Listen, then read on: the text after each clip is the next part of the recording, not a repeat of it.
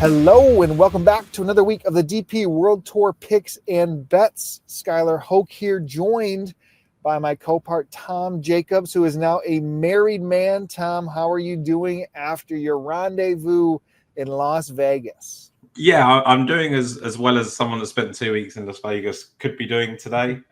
So we kind of got back yesterday, went straight to Oasis at Wembley for anyone that's kind of music fan. So was a very full-on trip. But it's great. It's great to be back. All went well. And now just kind of ready to get back in the swing of things, because that's what you got to do to keep the blues away, I think. Yeah, man. Congrats to you and Shannon. Super cool. Pictures looked awesome. Missed out on a crazy Ryder Cup. I guess the weather wasn't too crazy until yesterday when the U.S. tried to pull a rabbit out of their hat. I've got some overall thoughts. I know obviously wedding weekend and post-wedding weekend is a lot to follow up with it. I'll open just by saying Europe, just another masterclass, man. I mean, the way the preparation is down to the shampoo bottles that they get switched out in their hotel rooms to make you feel like home. I mean, just every little thing that they do probably mattered way more than you'd think in the end. I mean, only winning by 2 points, versus what it could have been. Or looked to have been. I mean, those things ended up mattering. I mean, Donald and team obviously played so well, and we get a handful of that team teeing it up at the Alfred Dunhill Links this week. But I would give more kudos to the way Europe prepared and delivered. I don't want to say more because I thought there was some definite poor decisions on the U.S. side, but I would just rather give the credit to the winning team than continue to poke holes in the U.S., if that makes sense. Yeah, I think it's interesting, right? So I kind of followed along without really being able to watch it in full. And there was a couple of decisions, like when Donald split up Aberg and Hovland, right? Like, I thought that was weird. I thought, that's a strange decision. It was absolutely fine, went swimmingly. Then obviously Bradley puts out English and Morikawa. That goes terribly, does it again. Like, those sort of things are just kind of unforgivable, right? That you can't react. But I think there's two sides of it. It's like if you've got a plan and you stick to it and you're willing to die by the sword, I guess, like you kind of accept that to a certain degree. I think the overall kind of take on it, I think like the singles wouldn't have been anywhere near as close on Sunday if it had to be, like if there was more to play for, right? Like I feel like we Europe would have won a few more matches. But to that point, like Scheffler's basically just doing what Tiger and Phil were like, right? Like he just isn't very good in the pairs format, but it's just great when he goes out on his own, or at least good when he goes out on his own. Cam Young was as good as everyone kind of expected him to be, which was nice. So look, I think for me, I sort of said about Rory McIlroy before coming into this, like if he was to win the away Ryder Cup, it probably caps off the most important year of his career, and it did, and it's been marred by kind of him getting really frustrated with fans and all those sort of things. But I think when he sits down and reflects on it in a week's time, he'll be absolutely delighted with what's happened this year. Even in spells where he's had pretty poor form in between the kind of major wins and stuff like that, like it's been phenomenal. But yeah, I think it's one of those. Luke Donald's, obviously a master of that craft. It's interesting that he probably didn't win as much as he should have done as an individual, right? Like, he got to world number one and never won a major, but you can see why he was so good as an individual, why he got to world number one, how he prepared and all these sort of things. You can see why Molinari is so well respected, Eduardo Molinari, for his kind of preparation and things like that. Two key players I think worth talking about. One, Tommy Fleetwood just seems to have evolved. I know he had a great Ryder Cup in Paris, but just seems to be amazing. He can go and play all 5 matches in the away Ryder Cup and win 4 points. And Fitz, it was really good for Fitz to have a good week, right? Like just take that form into the Ryder Cup and continue it. So yeah, all in all, a really positive experience for Europe, and they've now got the tough decision of whether they make Justin Rose a captain next time or not, which can be an interesting one. Yeah, I mean, I think with Tommy Ladd, like Tommy is cementing himself as the 3rd best golfer on the planet, I think, now. I think you price him versus Rahm, I think, very close. We saw that at Wentworth, and I think it's very well that Tommy – I'm excited. That had me thinking for Tommy in majors next year, man. Like him, that's obviously the next step, right? And Needs to do it to really validate how strong he is. And yeah, I mean, I think I thought in two ways. Keegan, I thought, handled himself as the captain in the way he handled media and questions and ownership and a lot of things with the plan. I think he did a great job in that manner. Like I liked Keegan in that way, but yeah, I just think there was too many inexcusable decisions that were made on course setup, on pairings, on little things like who tees off the first tee. And that's not even a little thing. Like it's a huge thing. That's a big thing. Yeah. And to come out after the fact that Scheffler, like Ted Scott and Henley's caddy, decided to flip it from Friday to Saturday because it would be set up better. Like that decision should have been made months ago based on data. It just, the U.S., I think the bottom line to me is the U.S. needs to dedicate a task force or dedicate a stat team like Eduardo Molinari does that is full-time preparing for this, or you just don't take it as serious as the way it is, because you can't just show up and dominate and think like it was, because these teams are as close as they've ever been. I think it's just like a little bit of an arrogance thing, right? Like, and that's why they can do what they do as individuals on a Sunday, right? They go, look, we're better than you at golf, and we'll show you that, and that's why they can win singles matches, and that's probably why they don't prepare in the same. And Keegan was playing a really full schedule, and was playing really well. There was always up in the air about whether he should be playing or not, and I just think he was probably lit down by the vice captains. Like, you know, they keep saying how important the vice captains are. They really, or even captaincy comes into like question of whether that's important, right?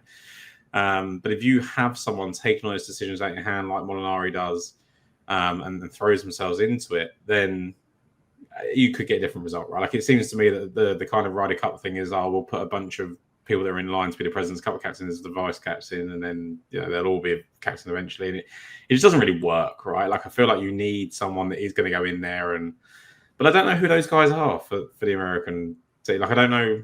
You haven't really got a Eduardo Molinari equivalent who is willing to give up their playing season really to throw themselves into this. Yeah.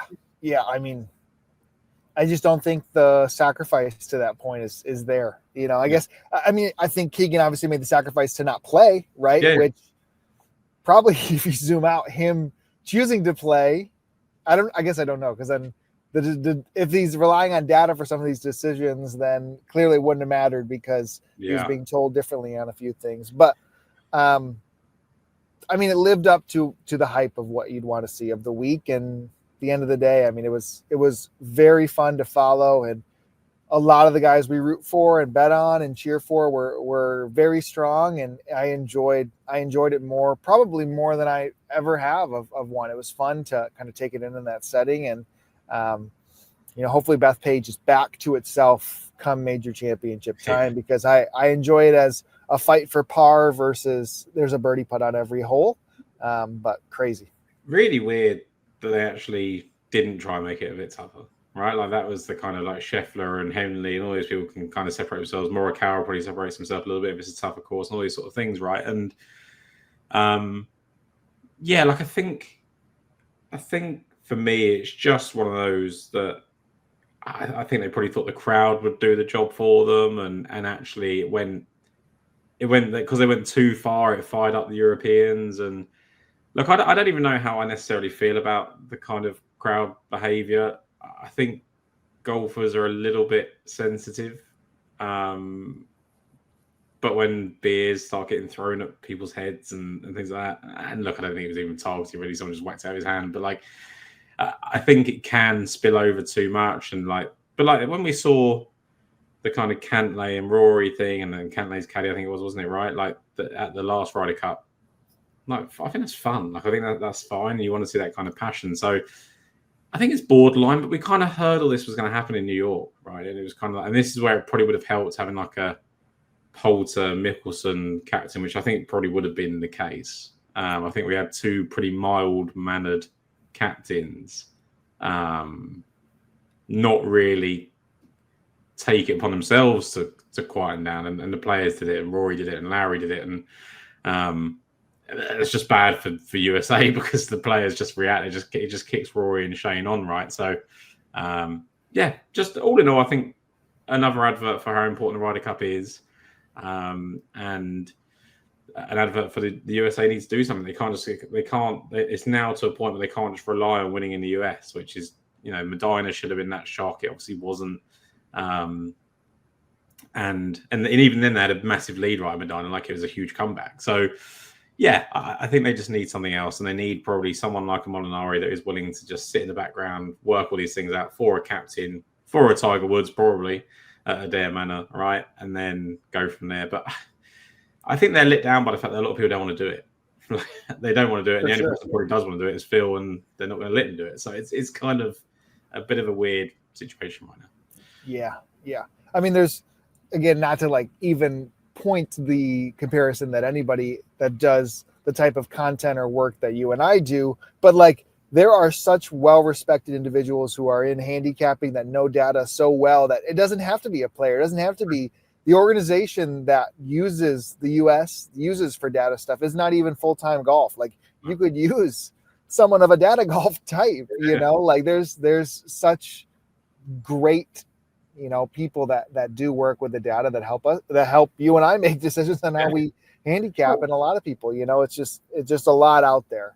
The players are not afraid to use it, right? The players that always talk about that Nosferatu guy doing the OWR rankings, always sort of like they're all leaning into it. So like just do the same thing. Just go and get one of the Data Golf guys, or go and get whoever. Like it could be literally anyone, couldn't it? Right? Like it could be Rick, for example. Like it could be literally anyone that could do it.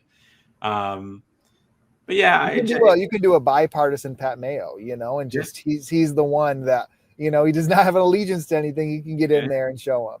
Yeah, it's weird. It is really weird. Just the other thing I was thinking about, right? I know we obviously don't talk about this too much, but like Phil Kenyon's the putting coach for pretty much everyone on the two teams. Like, how do you kind of decide where his loyalties lie? Because he was going and doing stuff for Scotty and Henley, and then he would be doing stuff for, like I don't know how that works. That's where I guess the line for me gets a bit weird. But they should probably have to be assigned to a team, I guess. Yeah, that's fair.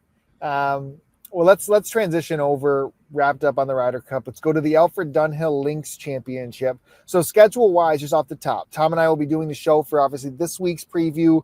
Then we're going to be off until Abu Dhabi in the DP World Tour Championship. So we'll have 3 shows in the month of November. We'll do those 2 final DP World Tour events, and then kind of a mega show of all the qualifiers from the hotel planner and qualifying school. And that'll be our 3 shows to end the year outside of this. So there won't be anything in the month of October on our end, just a time where football is taking over in the States. The DP World Tour does take a little bit of a back seat. And PGA Tour does too. But so just a scheduling update there for us. But we've got an awesome field led by a couple of the Ryder Cup guys who are definitely probably nursing some hangovers. So this event, for those that aren't all that familiar, right? It's and if you are watching, you probably are, deep into the weeds of this being probably one of the 3 most signature events on the DP World Tour, in the sense that you get to play at St. Andrews every year. You get to play it twice. It rotates through 3 courses. You'll have St. Andrews, you'll have Kingsbarn, and then Carnoustie as the 3 courses, with St. Andrews being one of those 3, and then the Sunday Championship for that. We've seen a plethora of guys with really good links pedigree win this event. Most notable, Tyrrell Hatton winning back-to-back years.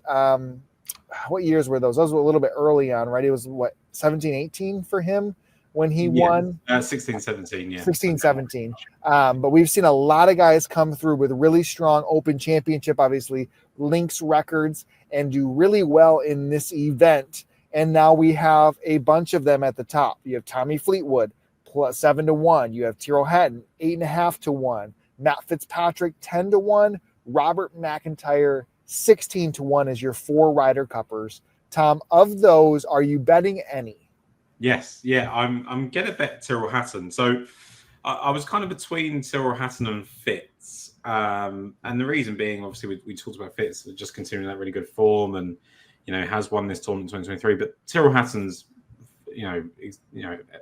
form in this event is just absolutely ridiculous. For him to be the only 3-time champion of this tournament, I think he'd be the 4-time champion by the end of this week. He's just been phenomenal, and he's a player that every time he kind of comes back off the live Tour to play on the DP Tour. He seems to be strong. He did it again at Wentworth in preparation for the Ryder Cup. He finished 5th there. He was 3rd going in Sunday, but final round, 3rd round 64. Sorry, and then just really good in pairs golf over the weekend. Poor on Sunday, I guess, because it was just a really poor match. But again, I think that's very different if he has to play for a point. And the one hesitation I had was not only is it a Ryder Cup, straight after Ryder Cup, but it's also after an away Ryder Cup. And then I looked at the fact that after 2021, when Europe got absolutely decimated at Western Straits, Hatton came here a week later and finished 2nd behind Danny Willett, which we were on. And then when you look in 2023, when we did win in Rome, Matt Fitzpatrick wins the following week. So I tend to think that it's not going to matter too much. I think if you look at 2021 as well, I think we had 3 Ryder Cuppers in the top 10. I think Shane Lowry and Tommy Fleet were in there as well. So, I've decided to ignore the kind of Ryder Cup in that aspect. And if they were really, truly knackered and couldn't play, they just wouldn't. I know that Hatton will have definitely celebrated the Ryder Cup, and I just have to hope that he can play golf again by Thursday, which I think he can. So just really important for people like Hatton to take advantage of these starts, because that's how he's keeping himself in the mix for the majors, right? So I think they're taking advantage of these limited starts. They'll go to the DP World Tour Championship and go from there. So really confident that Hatton can just keep up the good form, go and play the course or the courses that he absolutely loves. And he's just absolutely mastered it, right? I mean, we talked about the fact he had back-to-back wins in 2016, 2017. 2018, he then goes and finishes second again in 2021, and then wins again last year. Like it's just absolutely phenomenal. And to do that on an event that has as much variance as something like the Dunhill Links, right? When you've got 3 different golf courses, you get really changeable weather, low scoring. For him to be able to be that consistent really plays into the fact that I think he's just the best bet on the board. And I know this is plus 850 and he's second favourite, but I just think it's too hard to ignore. Yeah, I don't mind in the sense, and to your point, like he is going to probably be up there. I guess they voted on Sepp as being the biggest partier of the night, but my money would be on Tyrrell of enjoying it himself. But yes, I mean, he could show up here on Thursday and be totally fine and be as good as anybody in the field. I think price-wise, the thing is, I guess, yes, history factored in, but like I do still think that Tommy is, I don't want to say, head and shoulders above Tyrrell, but like I think Tommy straight up is potentially a better price in the way that he's just, I think, more quality than Tyrrell. But of course, the history is just different. I'm okay betting neither. I don't really have. Bob said he was getting lost in New York last night with Lowry. So I think there's some questions there. I'm okay passing on Fitz in the price. I just like guys down the board a little bit more. And I think like the thing with someone like Bob, because I considered Bob actually, and his form in this event has just been pretty average. Like he's never finished like inside the top 20, right? So I think it's more just with here where he's finished once in 20th. But I think it's one where he probably puts too much emphasis on it. He's obviously now won the Scottish Open, so maybe that goes away. But and Fleetwood is another one where he's nearly won it like 3 or 4 times. He's got 2 seconds, a third, and a fourth, and you think, is it one of those that he's inevitably going to win? It's going to be this week when he's the best player in the field, or is it going to be one of those that kind of gets away from him? And whereas Hatton just seems to turn up here and automatically win it pretty much every time he tees it up. So, considering he missed his first 2 cuts in this tournament, Hatton, it's incredible what he can do here. And then he's finished 11th in the Open Championship since then as well. So, I just think this is the only time I would take Hatton over Fleetwood. Yeah. Oh, yeah. I think it's very, very fair in that manner. I think the discussion of the next range for both of us kind of looking through it is, I mean, Harry Hall has had Links pedigree, but he's priced now as a legit contender. You get Penge up there, 25, who did well at the Scottish Open. Didn't do as well in the Open Championship when we were very keen on him. But I think it's just the discussion of what do you think of the live players? From 28-1 to 50-1, you have 1, 2, 3, 4, 5, 6, 7 live golfers in there. I think you can make a discussion of all 3 of them at 28-1, meaning Brooks Koepka, Patrick Reed, and then your favorite of the bunch, David Puig. So why don't you go first on Puig? Yeah, so for me, for Puig, like, and I looked at this and I thought, should he be priced in the same way that kind of Patrick Reed and Brooks, after his performance last time out, should be? Should he be as close to Harry Hall as he is? And then, because I was looking at Rasmus Nergaard Peterson as well at the price, and I just landed on the fact that he hasn't won yet, and don't necessarily believe he's going to do it this week. You look at Puig, and you know he's played 3 DP World Tour events in 2025. He's finished 3rd, 4th, and 11th. And then when you look at the back end of 2024, he was 3rd at the Open d'Espagne, 4th here on debut, and then 12th at the Andalusia Masters. So we're talking about someone that in his last 5 or 6 DP World Tour starts has not finished outside the top 12. To me, that just suggests that if he was playing DP World Tour, he'd have won by now, or at least definitely be hitting the crossbar all the time. He's basically as talented as the likes of Penge and Nergaard Peterson that are going to be getting all the plaudits.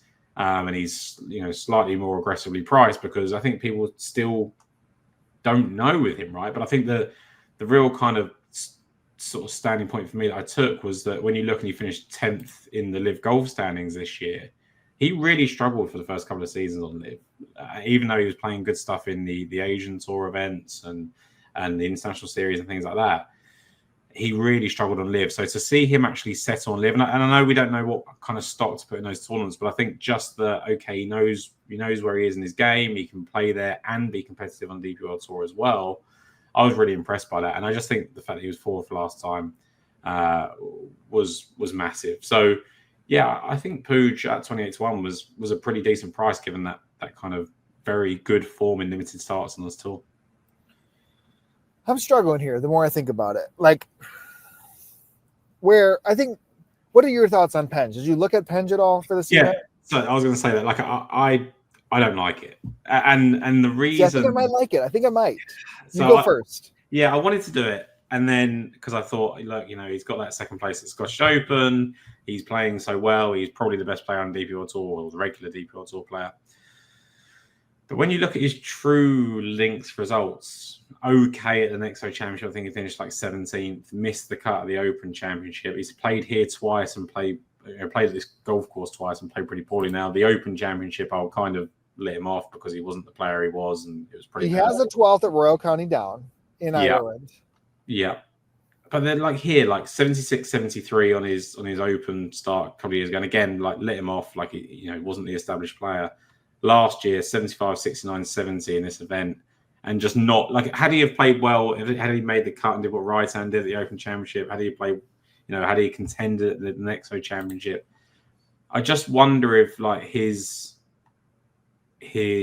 kind of skill set leans towards the kind of the faux links that we see at the Renaissance more than it does at actual true links, and he isn't quite ready for it yet. Or maybe even the variance of having to play like Carnoustie might just kind of throw him off. That's my concern. So my thing with him is I think of Open. Now he's not the player that he was in 22, right? No. Probably not even of what he was at 24. Yeah, exactly. Of the Open courses to play at, and maybe this is me just talking myself and to be really excited him for the 26 Open Championship, is like St. Andrews should be the perfect one for him. Yeah. He's according to Data Golf, he is the second best driver in the world, and you've seen, last time you think about Bryson did here, what Burmeister was doing here, what a guy that I'm going to bet on down the board a little bit, I think can do here. I don't know. I'm not betting Brooks just from the sense of I'm still not 100% there on what he is, at this price in this field. I can understand the Patrick Reed, but I'm going to hold back on Penge until I land on where I want to with the rest of the card. I think the other guys, to your point here, right in the sandwich between all of these guys who did well at the Open Championship, who did good at the Scottish Open. But then Haotong is the other one that I thought through. Did you think through Haotong, the third or runner-up at the Open that he had too? Yeah, I did look at him a couple of times. Obviously, 7th in this event last year, 5th when he played on his debut. He's been 23rd and 14th. So Haotong really, there's no question marks about his links pedigree, no question marks about kind of the player that he is. He's wonder 4 for 4 in top 25s at this event. He withdrew and won, but yeah, I just wondered whether he's gone off the boil a little bit, and that's literally based on a miscut in Ireland and 70th at Wentworth. And maybe neither of those courses suit him, right? Like this definitely does suit him. So the way I thought he was kind of off the boil. I love that term if I start using them from you guys. But going into the Open Championship, and then all of a sudden he showed back up at Links, And he's 50-1. Like I think that's the really important thing. Like with the last few times I've been asked to bet, Haozong has probably been 28-30s, right? And we did do it at some of those numbers too. We did. And because I thought he was, until Peng re-emerged again, like thought he was the best player on DPL Tour for a little while this season. I don't know. With him, I think it's trickier. Like I do think that he can, as you said, re-emerge from poor form and just play well at Links. And as you said, he's so good at this event. And I think it's really eye-catching to only withdrawn once from a tournament, otherwise finished 7th, 14th, 23rd, and 5th. Really promising. First round leader when he was 14th. Really good finish when he was 5th. He started very poorly. Then when he was 7th, he grew into the event last year as well. So, I figure he's probably one of those players that if he played the same course all 4 rounds, he'd probably absolutely love it. And I wonder if sometimes he gets thrown off by the mix, but he's still very good. Like I feel like a good top 10, top 20 bet on him would be great. Yeah, for sure. I'm interested. DJ was the other one that I thought through. Was T23 at the Open Championship. Does he care about anything? But like he's Brooks in the same, but just double the price to me. Just with a better live season than what Brooks had. But I think I'm okay. At least going to who I'm really locked in at deeper down the board, which let's see, current price. Let me just refresh this to see, because this price feels. That's why you're looking at that. Like I did want to mention Bubba Watson, right? Because like he has been playing unbelievable golf. If he is going to be good at any open venue, it's going to be St Andrews.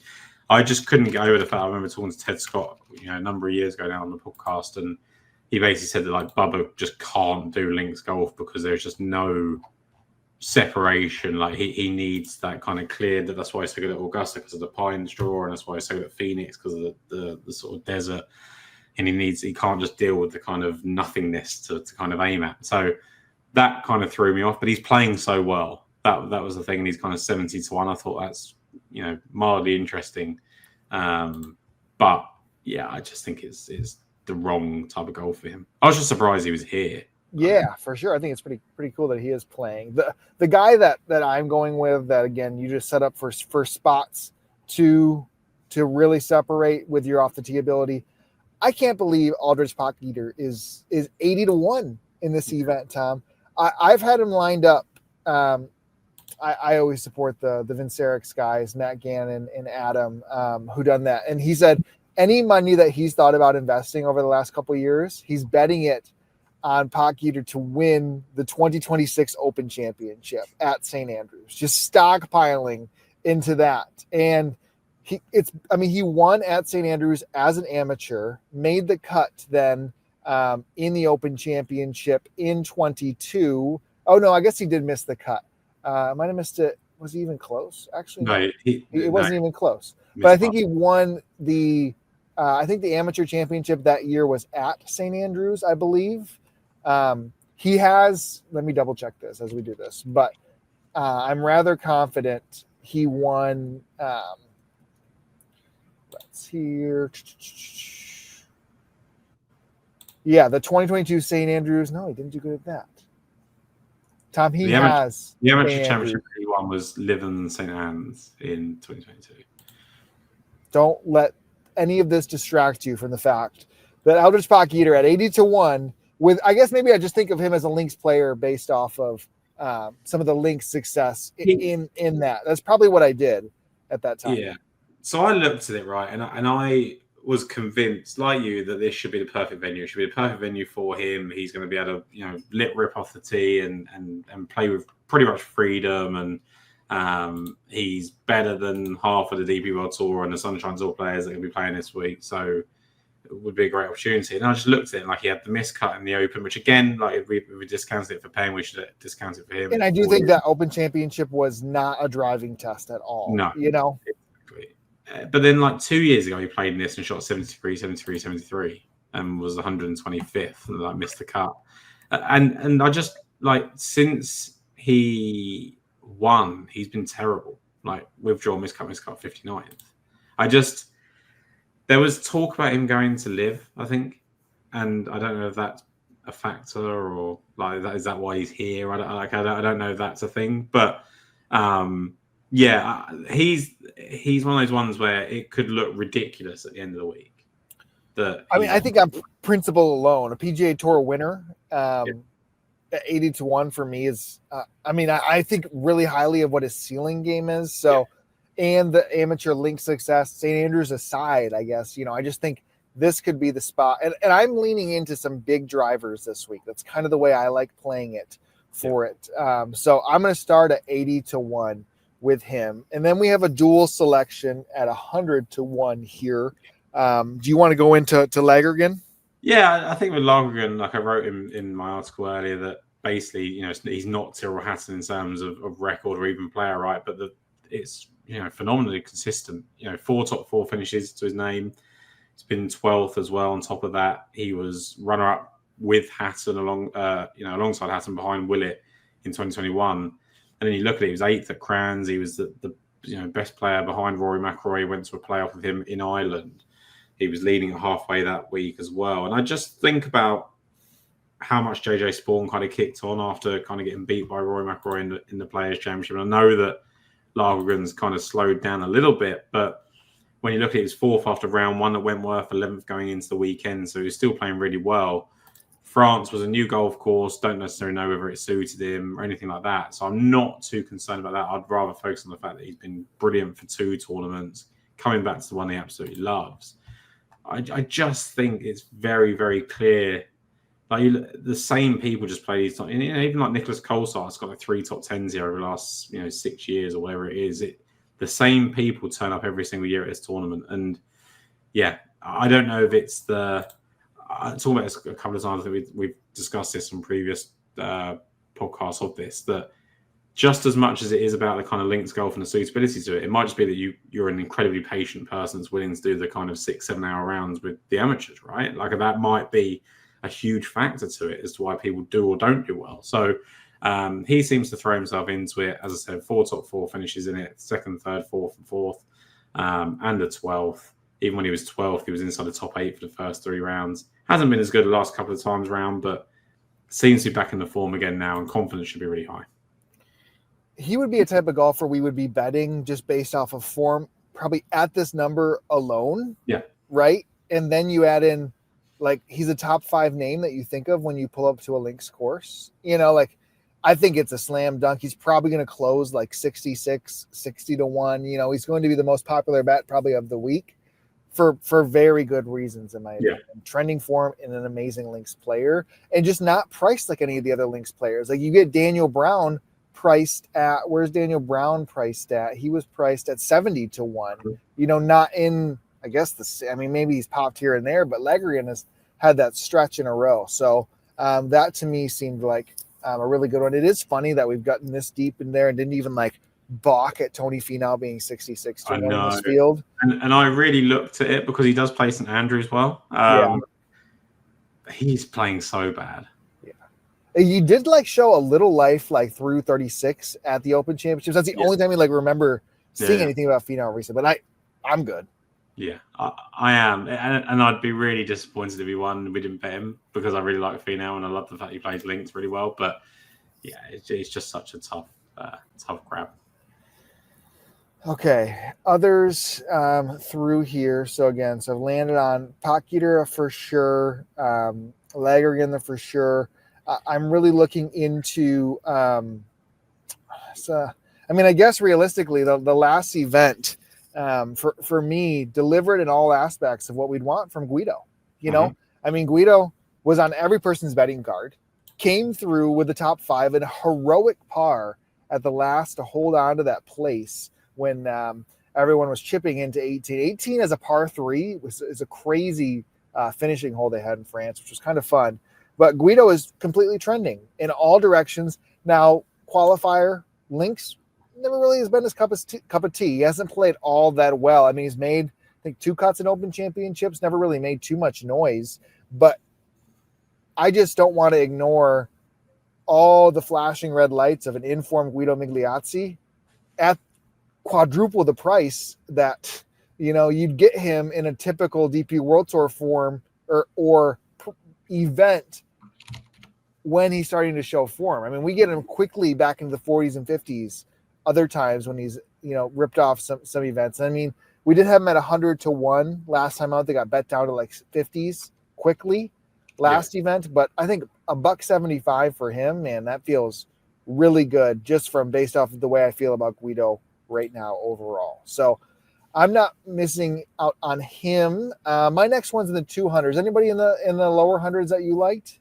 Yeah, so I've got two more. One that I forgot to mention to you beforehand, and then one of my final picks as well. So first one for me is Elvis Smiley, who I just really like what he's doing. I just think he's playing phenomenal golf. He's 23 years of age. Doesn't really get talked about how kind of young and how well he's doing and prepared himself really, because he won so early on in the season at home. And I think people kind of thought, well, winning in Australia is one thing when you're hot, but doing it, across the pond, if you like, is another thing. But he really seems to have settled down now, hasn't he? He seems to be kind of really thrown himself into the true European factor, and that's highlighted by 6th in Denmark, 2nd last time out in France. And he says he loves links golf, and when you look at it, 34th at the Scottish Open, which is a pretty decent result in that type of field, and then 31st at the next, though, suggests that whilst he hasn't had the kind of upper finishes you expect,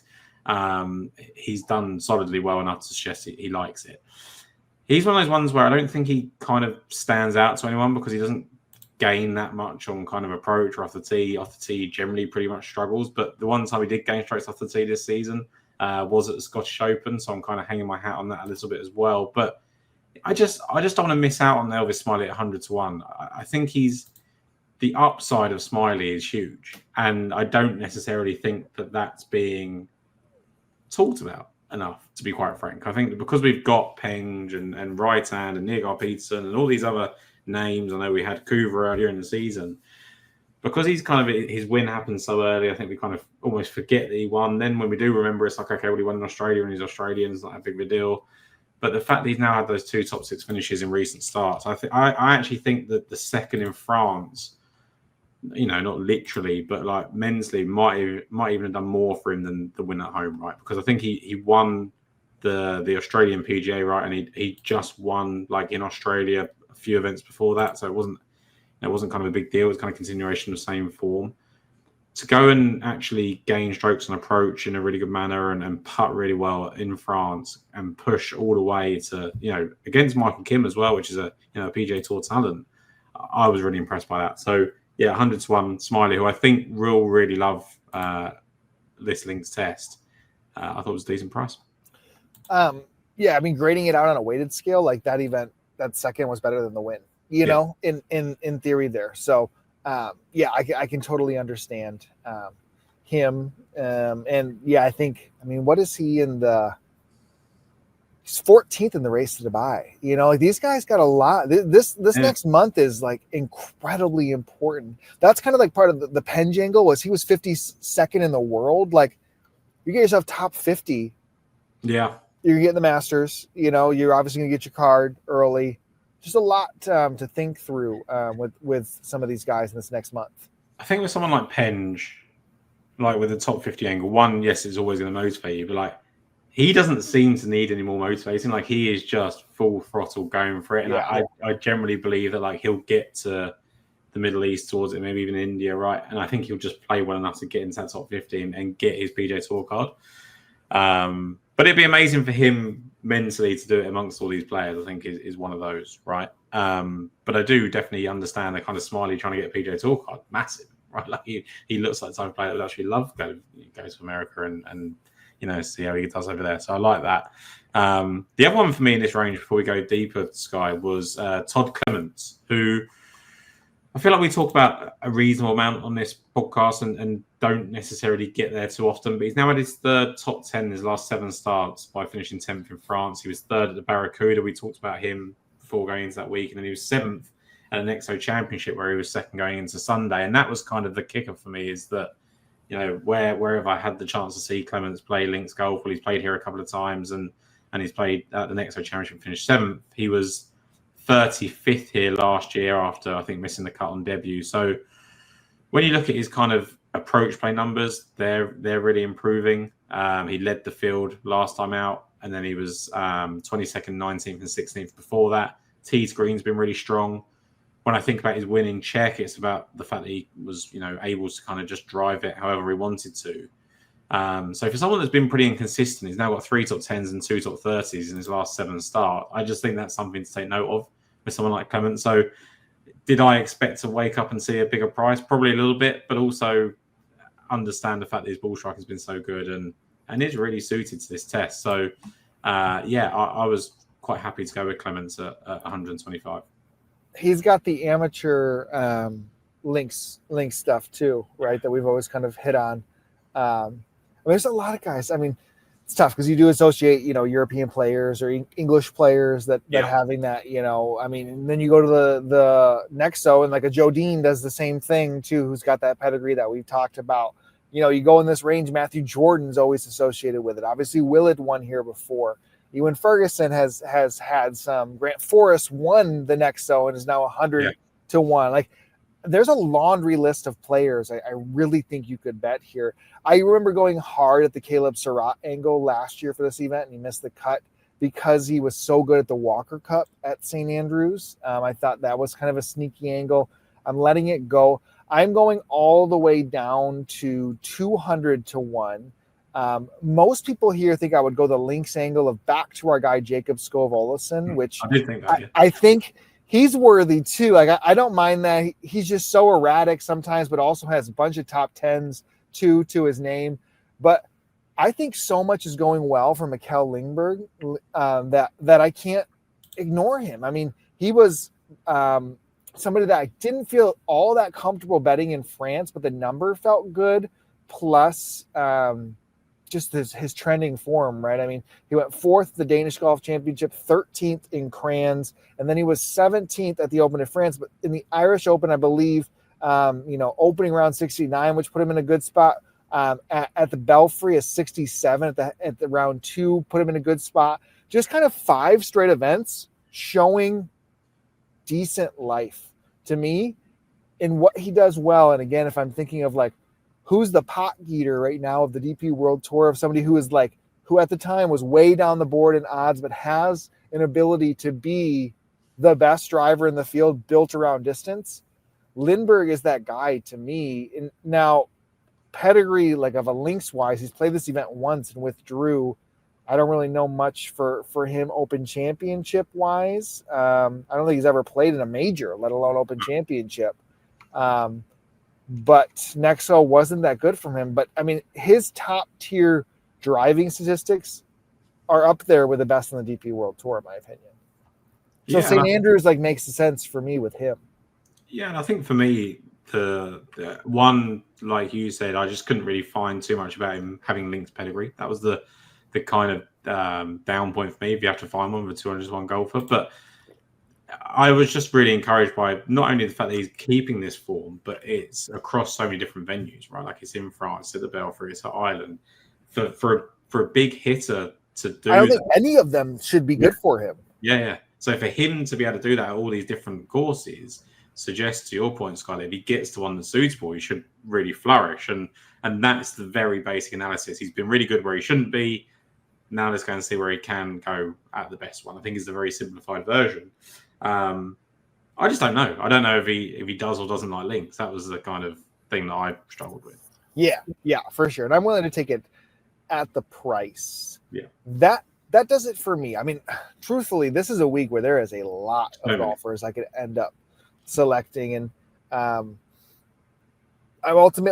think I'm going to land with Penge, despite you trying to talk me out of it. I actually even think Wrighton, even going back to Wrighton based off the same argument of how we felt about those two heading into link season, Wrighton then actually performs better than, I guess, Wrighton didn't have the runner-up, but Wrighton played well and then did better at the Open Championship. But I think Marco Penge just has this permanent chip on his shoulder like you talked about. So before we review cards, we'll give a shout out to our audio listeners. You can find us on Daily Fantasy Sports Picks and Bets, The Mix. all across Mayo Media Network. Super appreciative of the love that we get from Pat, the full team, and support that we have. You can leave rating, reviews, subscribe to the YouTube channel. Always make sure I circle back to the comments every week because really appreciative of all that support. And again, this is our last show until November. We'll take a little break in October and be back for a three-show stretch in November to close out the year.